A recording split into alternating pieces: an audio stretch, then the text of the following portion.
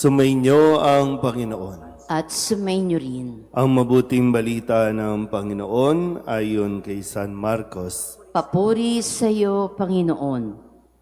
Noong panahong iyon, may mga Pariseyo at ilang iskribang galing sa Jerusalem na lumapit kay Jesus. Nakita nila na ang ilan sa mga alagad ni Jesus ay kumain nang hindi muna naguhugas ng kamay sa paraang naaayon sa turong minana nila. Ang mga Hudyo, lalo na ang mga Pariseyo, ay hindi kumakain hanggat hindi nakapaghuhugas ng kamay ayon sa mga turong minana nila sa kanilang mga ninuno. Hindi rin sila kumakain ng anumang galing sa palengke nang hindi muna ito hinuhugasan. At marami pang ibang minanang turo ang kanilang sinusunod tulad ng tanging paraan ng paghuhugas ng mga inuman, ng mga saro, ng mga sisidlang tanso at mga higaan. Kaya tinanong si Jesus ng mga Pariseyo at mga iskriba, bakit hindi sumusunod ang mga alagad mo sa mga turo ng ating mga ninuno? Kumain sila nang hindi man lamang naghuhugas ng kamay ayon sa paraang iniutos. Sinagot sila ni Jesus, tama ang hula ni Isaías tungkol sa inyo. Mapagpaimbabaw nga kayo, gaya ng kanyang sinulat. Paggalang na handog sa akin ng bayan ko'y paimbabaw lamang, sapagkat sa bibig at hindi sa puso ito bumubukal. Pagpuri at pagsambang ginagawa nila'y walang kabuluhan. Ang utos ng tao ay itinuturong utos ng may kapal. Niwawalang kabuluhan nga ninyo ang utos ng Diyos at ang sinusunod ninyo'y ang turo ng tao. Sinabi pa ni Jesus, kay husay ng paraan ninyo sa pagpapawalang bisa sa utos ng Diyos. Masunod lamang ninyo ang turong minana ninyo. Tulad nito, iniutos ni Moises, igalang mo ang iyong ama't ina, at ang magsalita ng masama sa kanyang ama o ina ay dapat mamatay. Ngunit itinuturo ninyo, kapag sinabi ng isang tao sa kanyang ama o ina, ang anumang maitutulong ko sa inyo ay korban. Alalaong bagay, inihahain ko ito sa Diyos. Hindi na ninyo siya pinahihintulutang tumulong sa kanyang ama o ina. Sa ganitong paraay, niwawalang kabuluhan ninyo ang salita ng Diyos sa pamamagitan ng mga turong minana ninyo.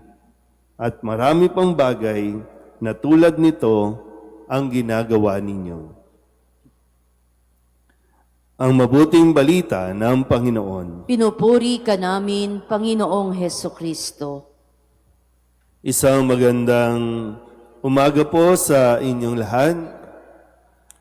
Ngayon po ay Martes ng ikalimang linggo sa karaniwang panahon at atin pong ipinagdiriwang at ginugunita ang kapistahan ni Santa Scholastica, ang kapatid ni Saint Benedict, na isa na ngayon sa mga santa o mga banal na kailangan nating hinga ng tulong at gabay. Sabi nga pag scholastic, matalino, at kailangan talaga natin ng tunay na talino na nanggagaling sa turo ng ating Panginoong Hesukristo para mas maging maayos ang ating pong pang-araw-araw na buhay. Sa Ebanghelyo, narinig natin ang pagkukumpronta ng mga Pariseyo at mga iskriba sa mga alagad ni Jesus. Nung kinausap sa Jesus at sinita, bakit ang mga alagad ay hindi sumusunod sa kanilang mga turo, sa mga minanang turo? Katulad na lang ng pagkain ng hindi muna naghuhugas ng kamay na para bang ang kalakip nito agad ay kamatayan. Pero dito po, no, ipinakita rin sa atin o ipinarinig din sa atin na tahasan ding o derechahan ding kinumpronta ni Jesus itong mga pariseyo at mga iskriba at sinabing, mga mapagpaimbabaw nga kayo. Ang mga pariseyo at mga iskriba, sila po ang mga matatalino, kung tutuusin, sila kasi ang nakakaalam ng mga kautusan ng Diyos. Pero kasabay ng pagpuna ni Jesus sa kanila ay ang pagtuturo na rin na higit nilang pinahalagahan ang mga minanang turo o mga tradisyon na kanilang nakasanayan kaysa ang isabuhay at ituro ang utos ng Diyos. Di ba? Totoo naman po, no? Para bang pag binasa ko ito, naiinis din talaga si Kristo. Kinaiinisan niya yung mga mapagpaimbabaw. Kinaiinisan niya yung mga may kapangyarihan o itinalaga na magturo pero hindi nila isinasabuhay ito. Yung bang mahilig lang manita, mahilig lang magsabi, no, hindi yan, pero sila mismo hindi inia-apply sa sarili. Yung mahalaga, no, na pagdasal natin na hindi tayo mahulog sa ganitong pag-uugali. Kasi hindi nakakabuti talaga yun. Yung lagi tayong, para tayong, sabi nga, no, namumulis. Pero yung ginagawa natin, hindi natin nakikita o hindi natin tinitingnan na mali. Sa sitwasyon din natin ngayon, talagang pag nanonood tayo, no, ng mga hearing, hindi ko alam, no, kung yung inaasahan kasi natin na dapat magpatupad o magpatupad o mag-implement ng ating mga batas, sila mismo ang nagiging sangkot sa mga katiwalian, sila mismo ang nagiging sangkot ng mga paglabag o pagsuway sa mga kautusan natin. Kung kaya, tayo mismo hindi umuunlad. Tayo mismo ay hindi umaasenso. Ito, yung usapin natin tungkol sa West Philippine Sea, yung mga senators natin na dapat ay nagtatanggol sa atin pong lupa, pero parang hindi gano'n ang nangyayari.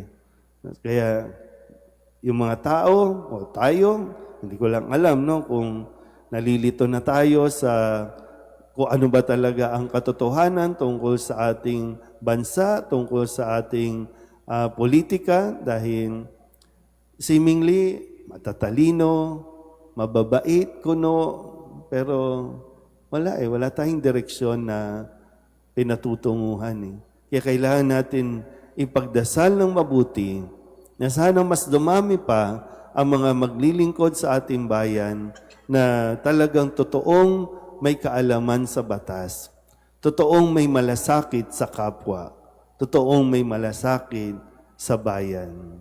Kasi kung tungkol sa usapin ng malasakit, si Kristo ang nagpakita at dapat nating tularan yung kanya pong malasakit sa kapwa-tao na nanggagaling sa kanya pong pagsunod o pagtupad sa kautusan ng Diyos.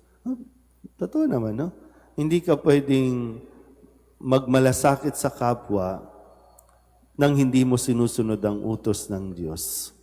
Kasi doon yun nanggagaling. Kaya natin nagagawa ang maging mabuti sa ating kapwa, ang sumunod sa ating lipunan dahil ito ang utos ng Diyos. Amen?